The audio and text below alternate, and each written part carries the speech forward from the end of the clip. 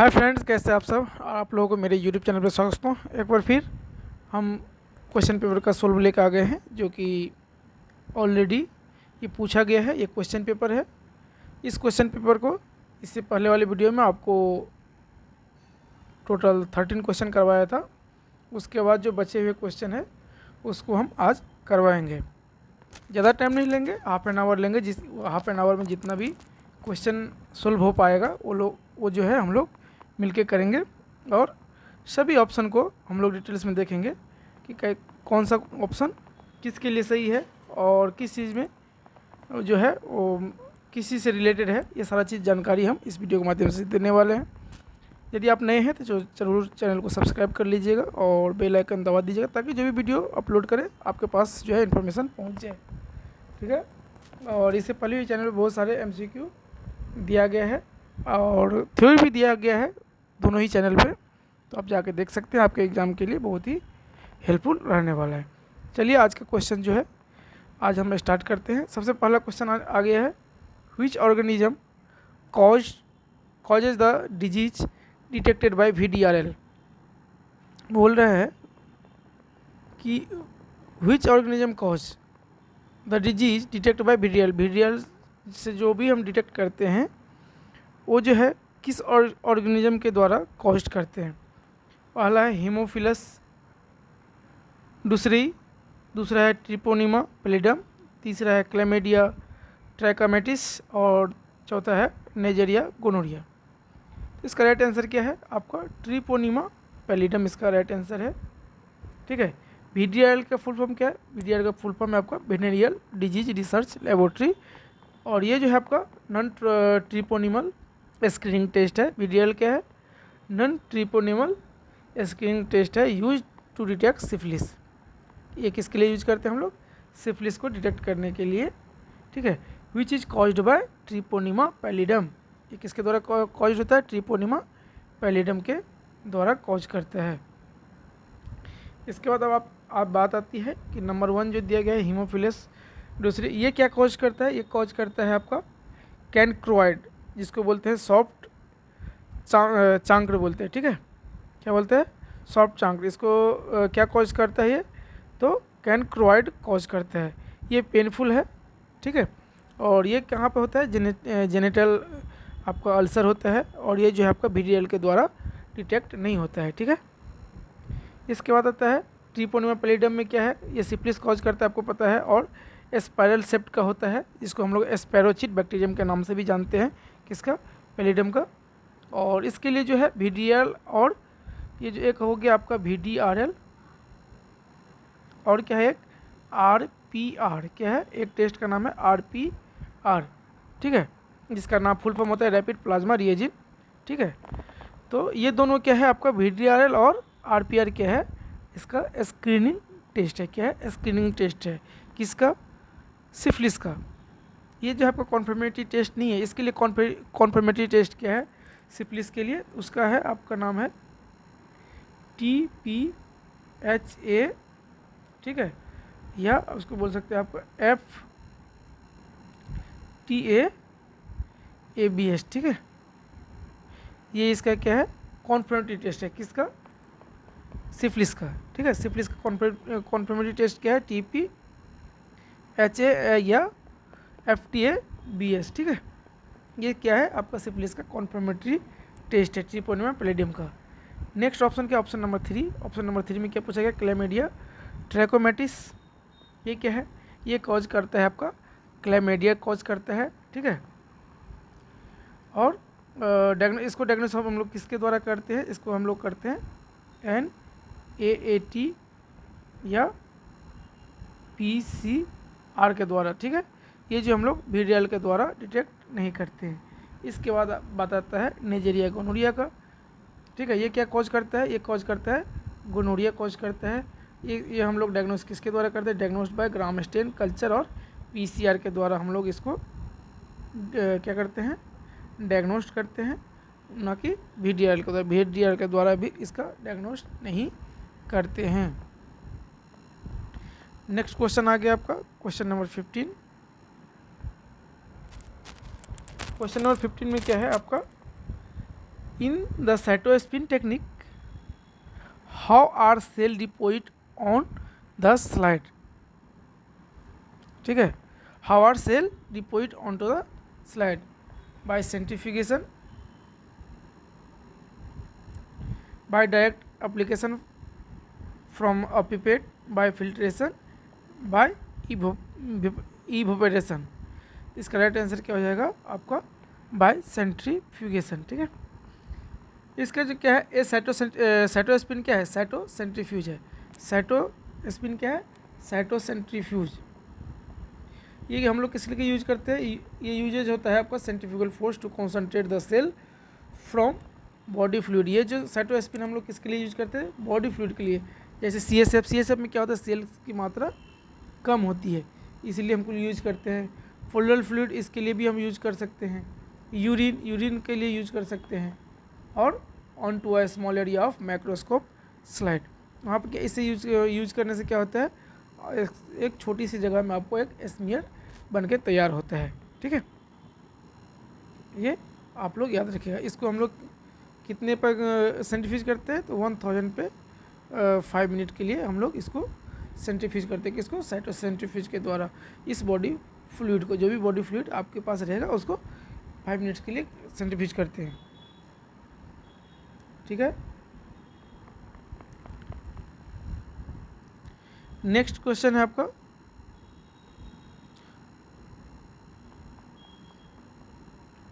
Question number 16। Which of the following test is commonly used to confirm a positive Wassermann reaction? बोला गया है which of the following test, इनमें से कौन सा ऐसा टेस्ट है जो कॉमनली यूज होता है किसके लिए, पॉजिटिव वासरमैन रिएक्शन के लिए। इसका राइट आंसर क्या हो जाएगा, FTA ABS, जिसको बोला जाता है फ्लोरेसेंट ट्रिपोनेमल एंटीबॉडी या एंटीबॉडी एब्जॉर्प्शन टेस्ट। ये किसके लिए यूज करते हैं हम लोग, अभी मैंने बताया कॉन्फर्मेटरी टेस्ट है किसका, VDRL का। इसको वासरमैन रिएक्शन भी पॉजिटिव होता है इसके लिए, ठीक है। ये भी आपको क्वेश्चन पूछा जाता है वासरमैन टेस्ट किसके लिए है, ये आप याद रखिएगा, ठीक है। तो इसका करेक्ट आंसर क्या हो जाएगा आपका, ऑप्शन नंबर 3। इसका क्या है, Wassermann reaction is an older non treponemal test है किसके लिए, फॉर सिफिलिस के लिए। A positive screening test confirmed using by treponemal specific test such as FTA ABS। और क्या है आपका RPR क्या है, अभी मैंने बोला रैपिड प्लाज्मा रिएजेंट टेस्ट। ये भी क्या है आपका, स्क्रीनिंग नॉन ट्रिपोनेमल टेस्ट है ठीक है। It is not use as a confirmatory test, अभी मैंने बोला। PCR फॉर ट्रिपोनेमल DNA, ये क्या है, can detect bacterial DNA but it is not routinely use for confirm a positive screening test, ठीक है। डार्क फील्ड माइक्रोस्कोपी और लेसन एक्जुडेट्स, इसमें क्या होता है आपका, ट्रिपोनिमल पैलिडम को हम लोग क्या करते हैं, डिटेक्ट करते हैं, लैब डिटेक्ट करते हैं किसके थ्रू, इस डार्क फील्ड माइक्रोस्कोपी के थ्रू, ठीक है। Use in early syphilis but not commonly use as the routine confirmatory test after a positive Wassermann reaction. इसमें आपका एग्जाम में जो है आपका ऐसे पूछा जाएगा कि स्क्रीनिंग टेस्ट जो है नॉन ट्रिपोनिमल कौन कौन सा है, तो आप बोल सकते हैं VDRL, RPR और वासरमैन रिएक्शन। यदि कॉन्फर्मेटरी टेस्ट के बारे में यदि पूछा जाए तो इसमें क्या होता है, FTA ABS TPHA कॉन्फर्मेटरी टेस्ट है किसका, ट्रिपोनिमल का, ठीक है। नेक्स्ट क्वेश्चन क्या है, क्वेश्चन नंबर 17 क्वेश्चन नंबर क्या पूछा गया है, which of the following is the primary unit. ये हम लोग क्वेश्चन उतना इम्पोर्टेंट नहीं है। नेक्स्ट क्वेश्चन चलते हैं। नेक्स्ट क्वेश्चन क्या दिया गया है, which of the following is not a rapid diagnostic method for viral infection. लगा which of the following is not a rapid diagnostic method for viral infection. पहला है एंजाइम लिंक्ड इम्यूनोसॉर्बेंट एसे, दूसरा है lateral flow immuno एसे, तीसरा है gel electrophoresis, चौथा है nucleic acid amplification test. इसका राइट आंसर क्या दिया गया है? Gel electrophoresis. ठीक है, क्या दिया गया है? Gel electrophoresis. जेल इलेक्ट्रोफोरेसिस क्या है? सेपरेट डीएनए, आरएनए और protein in a gel. It is mainly a laboratory analytical technique है and not a rapid diagnostic test है ये। क्या कौन सा? Gel electrophoresis. नेक्स्ट ऑप्शन क्या है आपका? चलिए, तो इसका राइट आंसर था। पहला ऑप्शन क्या था? इलाइजा। इलाइजा क्या है? इलाइजा का फुल फॉर्म क्या है? Enzyme linked immunosorbent. ऐसे ये भी पूछा गया एग्जाम में। डिटेक्ट, ये क्या करता है? डिटेक्ट करता है वायरल एंटीजन और एंटीबॉडी का। और इसके में जो हम लोग कॉमन डायग्नोस्टिक टेस्ट ये यूज करते हैं मेथड, HIV हो गया, डेंगू हो गया, हेपेटाइटिस हो गया, ये सब रूटीनली हम लोग यूज करते हैं। वैसे तो इम्यूनो टेस्ट, इम्यूनोलॉजी टेस्ट भी करते हैं, बट ये सब रूटीनली अभी हम लोग इसमें ज़्यादा किया जाता है। ठीक है, माने इन्फेक्शन के लिए ये सब चीज़ मेनली यूज किया जाता है, जैसे कि HIV हो गया, हेपेटाइटिस हो गया, डेंगू हो गया, ये सब वायरल जो है हम लोग टेस्ट करते हैं। इसके बाद क्या है? Lateral flow immunoassay. ये क्या है? रैपिड एंटीजन या एंटीबॉडी टेस्ट है। ठीक है, ये जो है आपका रिजल्ट आपका 10 से, इसके द्वारा यदि टेस्ट करेंगे तो हम लोग का रिजल्ट जो है 10 से 30 मिनट्स में देता है, जैसे कोविड-19 रैपिड एंटीजन टेस्ट था। ठीक है, ये जो है आपका लैटरल फ्लो इम्यूनोएसे के मेथड से ही बनाया गया था। जेल इलेक्ट्रोफोरेसिस बता दिए। ठीक है, इसके बाद आता है न्यूक्लिक एसिड एम्प्लीफिकेशन टेस्ट, जिसको हम लोग नेट बोलते हैं। ठीक है, जो इंक्लूड्स PCR, RT-PCR, TMA है। डिटेक्ट करता है क्या? वायरल जेनेटिक मटेरियल को। किसके द्वारा? नेट के द्वारा। और ये हाईली सेंसिटिव होता है और कॉमनली यूज करते हैं किसमें हम लोग? वायरल डायग्नोसिस में नेट का हम लोग यूज करते हैं। नेक्स्ट क्या है? FNAC, that means fine needle aspiration cytology, is use to collect sample from dice. कहाँ से हम लोग सैंपल कलेक्शन के लिए यूज करते हैं? हेयर से, टिश्यू ब्लॉक से, स्टूल से, या इंटरनल ऑर्गन या मांस से। तो FNAC जो हम लोग यूज करते हैं mainly, FNAC use a thin needle to collect cell from the lumps, tumour, lymph nodes, thyroid, breast, liver और other internal organ for cytological examination. समझ गए? तो हम लोग FNAC का यूज कहाँ करते हैं? यहाँ पर क्या दिया? इंटरनल ऑर्गन और मासेस। तो इसका एक राइट आंसर क्या हो जाएगा? इंटरनल ऑर्गन और मासेस। जैसे हो गया आपका कौन कौन क्या क्या बोले मैंने? Lumps, tumour, lymph nodes, thyroid, breast, liver और अदर जो भी इंटरनल ऑर्गन है उन सभी से। फॉर किसके लिए? साइटोलॉजिकल एग्जामिनेशन के लिए। ठीक है, नेक्स्ट क्वेश्चन क्या है आपका? क्वेश्चन नंबर 20 के पास चलते हैं। Which of the following immunoassay types is most suitable for detecting small molecules like hormone and drugs? बोला गया है इनमें से कौन सा इम्यूनोएसे टाइप्स है जो सुटेबल होता है किसके लिए? Detect small molecule like hormone and drugs. Sandwich ELISA, agglutination assay, indirect ELISA या कॉम्पिटेटिव इलाइजा। इसका राइट आंसर क्या हो गया है? Competitive ELISA. ठीक है,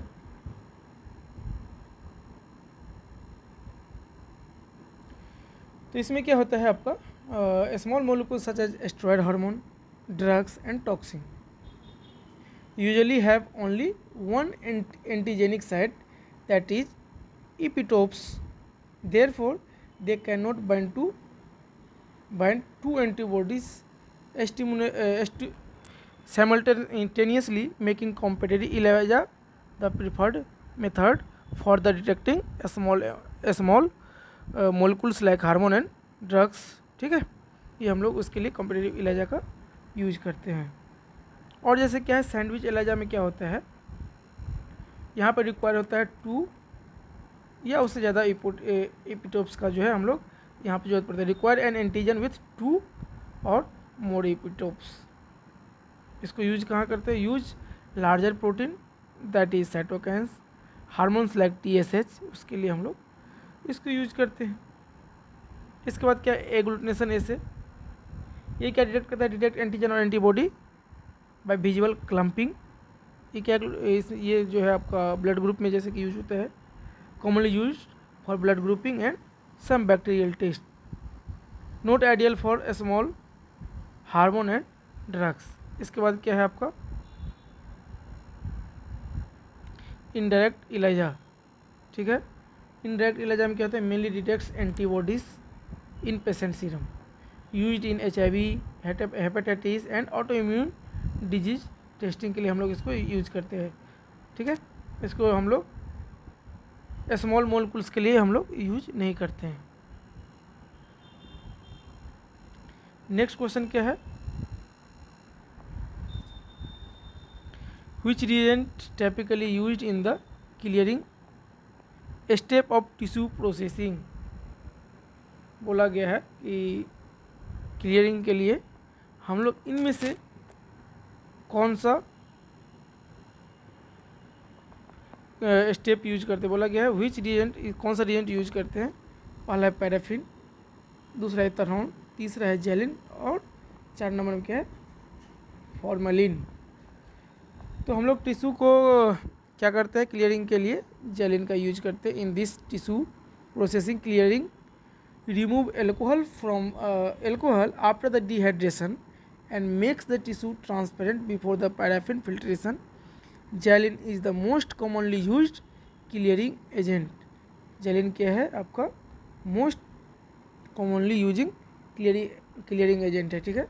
हम लोग मोस्ट कॉमनली कौन सा यूज करते हैं क्लियरिंग के लिए, जेलिन का यूज करते हैं। और पहला ऑप्शन क्या है आपका पैराफिन।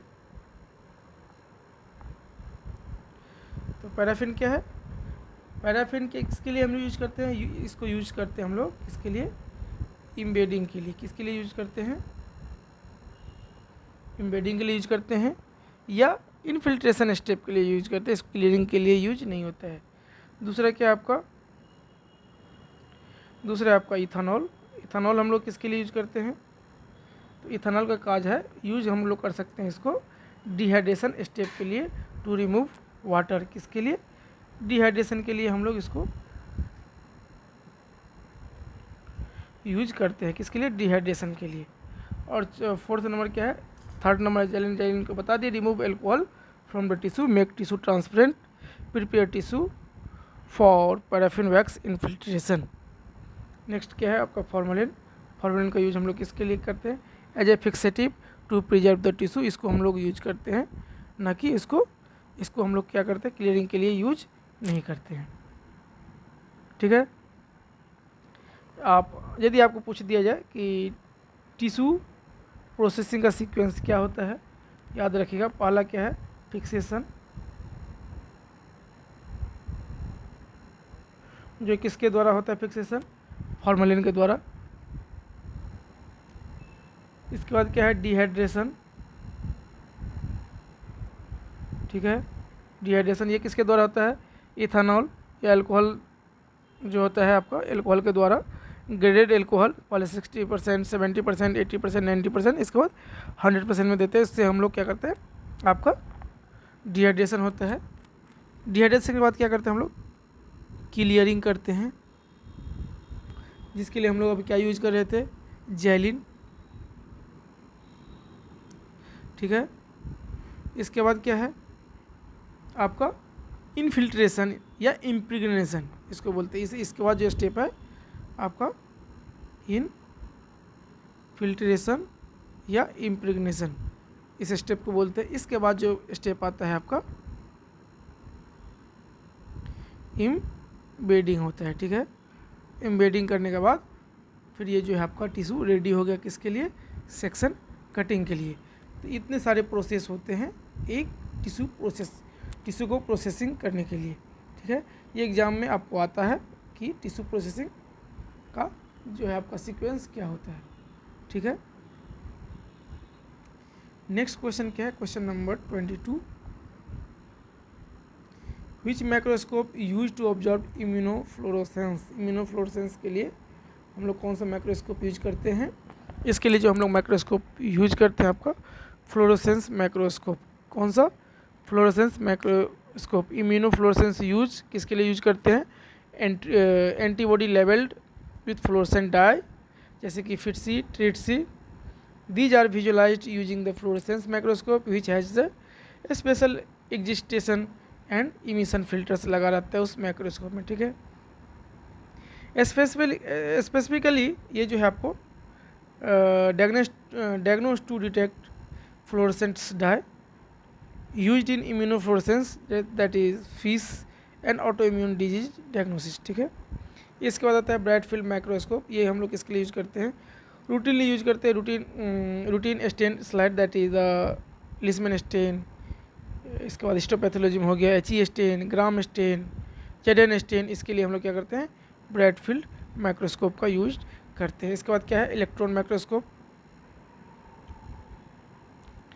इलेक्ट्रॉन माइक्रोस्कोप को हम लोग यूज किस लिए करते हैं? इसको यूज करते हैं electron beam for ultra high resolution के लिए। ये जो है आपका इम्यूनोफ्लोरेसेंस के लिए यूज नहीं होता है। इसके बाद आता है फेज कॉन्ट्रास्ट माइक्रोस्कोप। ये किसके लिए यूज करते हैं? Use for observing live unstained cell के लिए। किसके लिए? ऑब्जर्विंग लाइव अनस्टेन्ड सेल के लिए यूज करते हैं, ठीक है। इसके बाद है आपका क्वेश्चन नंबर 23 है। इसके बाद क्या है? Question number 23।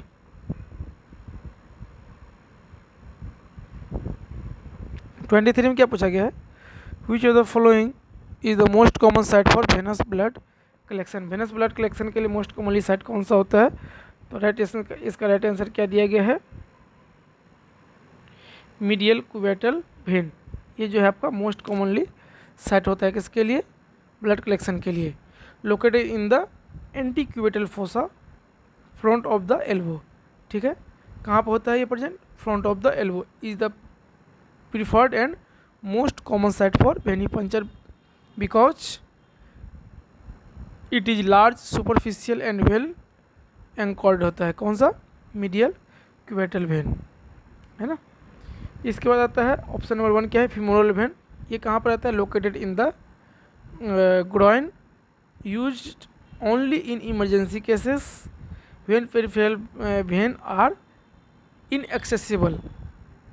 फीमोरल वेन हम पंचर कब करते हैं? जब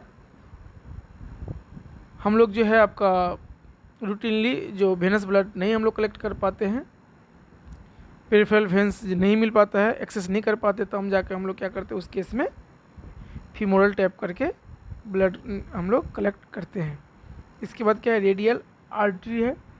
it is an artery note a when used for arterial blood gas के लिए हम लोग यहाँ से कलेक्ट करते हैं। किसके लिए? ABG टेस्ट के लिए हम लोग यहाँ से कलेक्ट करते हैं क्या? Arterial blood. जो हम लोग किस में कलेक्ट करते हैं ये बताइएगा, नहीं तो हम आगे इसमें क्वेश्चन पूछा गया वो भी बताने वाले हैं आपको।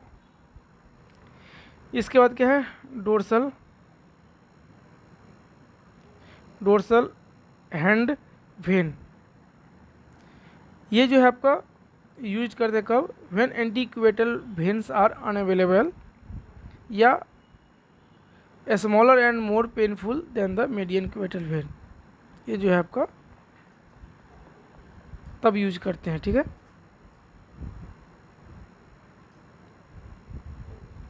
और आपका 4 नंबर का तो बता ही दिए। ये जो है फर्स्ट, सभी को जितने भी कलेक्ट लोग करते हैं ये सबसे पहला फर्स्ट चॉइस होता है आपका कौन सा? Medial cubital when. यदि आपको पूछा जाए कि आप सबसे पहले कौन सा, वैसे तो 3 वेन से हम लोग निकालते हैं। एक होता है मीडियन क्यूबिटल वेन, दूसरा है सेफेलिक और तीसरा है बेसेलिक वेन। सबसे पहला मोस्ट प्रिफर्ड कौन सा है? मीडियन क्यूबिटल, दूसरा है सेफेलिक, तीसरा है बेसेलिक वेन, ठीक है। ये 3 वेन है। तो पहला मीडियल क्यूबिटल जो मोस्ट प्रिफर्ड होता है, दूसरा है सेफेलिक और सबसे लास्ट में हम लोग बेसिलिक वेन को प्रिफर्ड करते हैं, ठीक है। नेक्स्ट क्वेश्चन क्या है? Which endocrine gland located in the neck and shaped like a butterfly, ठीक है। तो पहला है thyroid gland, adrenal gland, pituitary gland और थैमस। इसका राइट आंसर क्या हो गया? Thyroid gland. ठीक है, ये किस लैक का रहता है? बटरफ्लाई टाइप को आपको देखने को मिलेगा जब एनाटोमी में आप लोग देखेंगे। ठीक है, तो thyroid gland is a butterfly shaped का होता है। ठीक है, endocrine gland located in the front of the neck just below the larynx के जस्ट नीचे में प्रेजेंट होते हैं। ठीक है, और ये क्या करते हैं, इसका काम क्या होता है? ये प्रोड्यूस करता है कौन कौन सा हार्मोन? एक होता है T3 और ये T4 हार्मोन। कहाँ से प्रोड्यूस होता है? तो आप सभी लोग याद रखिए, थायराइड ग्लैंड से। कहाँ से? थायराइड ग्लैंड से। कौन कौन सा हार्मोन? एक हो गया T3 और एक हो गया T4। T3 को बोला जाता है ट्राइआइडोथायरोनिन बोला जाता है, और T4 को बोला जाता है थायरोक्सिन हार्मोन बोला जाता है। क्या बोला जाता है? Thyroxine hormone. और एक हार्मोन वहाँ से रिलीज होता है, उसका नाम है कैल्सीटोनिन। कहाँ से? थायराइड ग्लैंड से। उसका नाम क्या है? कैल्सीटोनिन। ठीक है, ये 3 हार्मोन हो गया जो वहाँ से रिलीज होता है। ये किस शेप्ट का होता है? तो बटरफ्लाई शेप्ट का होता है। और क्या है? Control metabolism, growth and development इसका जो है होता है। एड्रिनल ग्लैंड लोकेटेड कहाँ पर होता है? आपका किडनी के ऊपर। और ये क्या प्रोड्यूस करता है? Cortisol, aldosterone, adrenaline and noradrenaline hormone ये प्रोड्यूस करता है। नेक्स्ट क्वेश्चन क्या है? पिट्यूटरी ग्लैंड ये क्या करता है? Located at the base of the brain. ये कहाँ प्रेजेंट होता है? ब्रेन के जस्ट बेस में प्रेजेंट होता है। और इसको हम लोग पिट्यूटरी ग्लैंड को हम लोग और दूसरा नाम क्या जानते हैं? मास्टर ग्लैंड भी इसको बोलते हैं। ये क्वेश्चन एग्जाम में आता है, याद रखिएगा। और अब है एक थैमस। थैमस कहाँ पे प्रेजेंट होता है? Thymus located in the upper chest, इसको हम लोग बोलते हैं मीडियस्टिनम, वहाँ प्रेजेंट होता है। और ये इम्पोर्टेंट किसके लिए है? फॉर टी लिम्फोसाइट मैच्योरेशन के लिए ये बहुत ही इम्पोर्टेंट है। कौन? थैमस। ठीक है, इसके बाद क्या है आपका क्वेश्चन नंबर 25। 25 में क्या है कि the adrenal medulla secretes which hormone? Adrenal medulla secrete करता है कौन सा हार्मोन? तो इपीनेफ्रिन करता है। क्या करता है? इपीनेफ्रिन, जिसको हम लोग बोलते हैं एड्रेनलिन हार्मोन। ठीक है, ये क्या है? एक मेजर हार्मोन है। ठीक है, नेक्स्ट क्वेश्चन है आपका 26।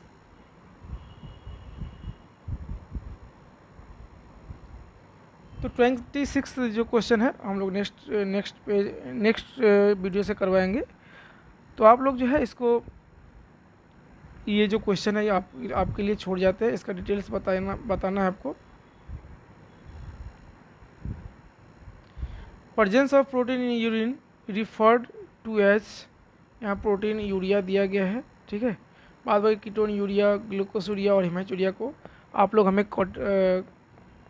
कमेंट बॉक्स में डिटेल्स में बता सकते हैं कब हम कीटोन यूरिया बोलते हैं, ग्लूकोस यूरिया कब बोलते हैं, प्रोटीन यूरिया और हिमैचूरिया कब बोलते हैं।